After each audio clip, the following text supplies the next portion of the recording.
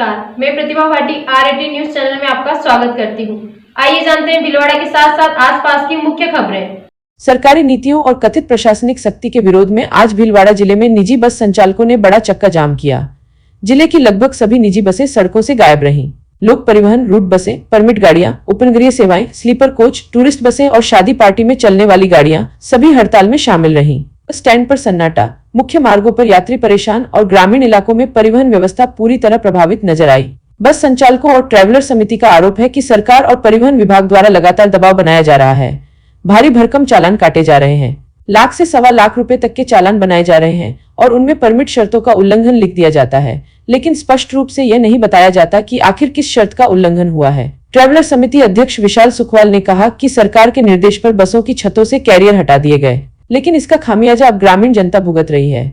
गांव से किसान अपनी फसल या छोटा मोटा सामान लेकर शहर नहीं ला पा रहे हैं। शहर से गांव लौटते समय भी लोग अपने सामान को बस की छत पर नहीं रख पा रहे, जिससे आम जनता की रोजमर्रा की जिंदगी प्रभावित हो रही है। बस संचालकों का कहना है कि सरकार केवल ऑपरेटरों को ही नहीं बल्कि आम जनता को भी परेशान कर रही है। उनका आरोप है कि जहां जहां वाहन जाते हैं वहां चेकिंग के नाम पर गाड़ियां रोकी जाती हैं और मामूली कारणों पर भी चालान बना दिए जाते हैं।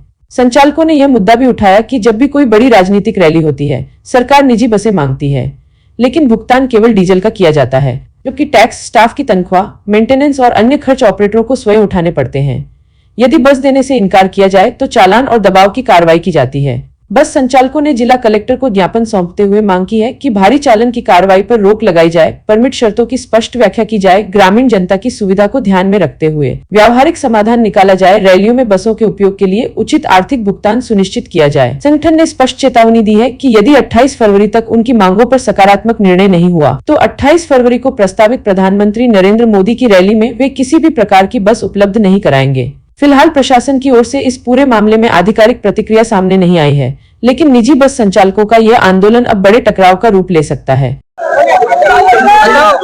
आज भीलवाड़ा के 5 घंटा एक साथ हो गए जो हमने धरना प्रदर्शन किया है, रैली निकाली है, मौन दिवस निकाला है, जिसमें टैक्सी यूनियन आ गई, प्राइवेट बस आ गई, निजी बस आ गई, स्लीपर कोच आ गए, मोटर बोटी कारखाने वाले आ गए।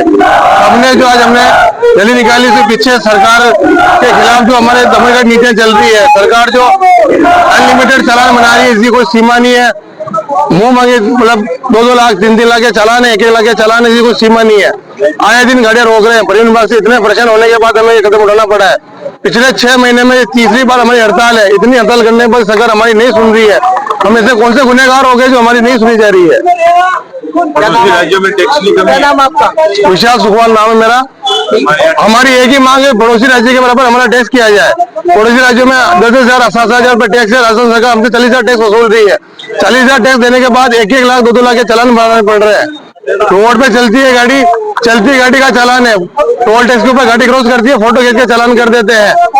उसमें कोई ड्राइवर के साइन नहीं है, ऑपरेटर के साइन नहीं है। गाड़ी में कागज होने के बावजूद गाड़ियों को अवैध परमिट बता के चालान बना रहे हैं। निजी बसों, छोटी बसें जो ग्रामीण से लोगों को लेके आ रही है, उनकी छत से स्टैंड केरे उतरवा दिए गए।